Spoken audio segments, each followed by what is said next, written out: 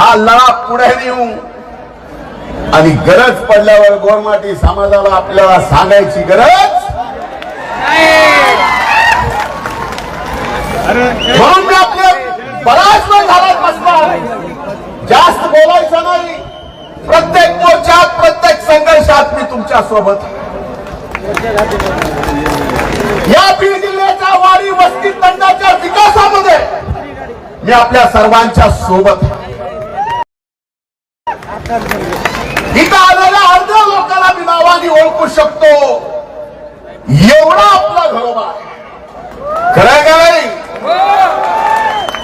म्हणून आज मी एवढंच सांगेल की हा लढा थांबणार नाही जोपर्यंत यश मिळत नाही. आणि सरकारला सुद्धा आम्ही विनंती करून या बाबतीत निर्णय घेण्यासाठी आग्रही राहू. आपण सहन सोबत राहील आणि हे लढा अंतिम टप्पे ले जावाचं.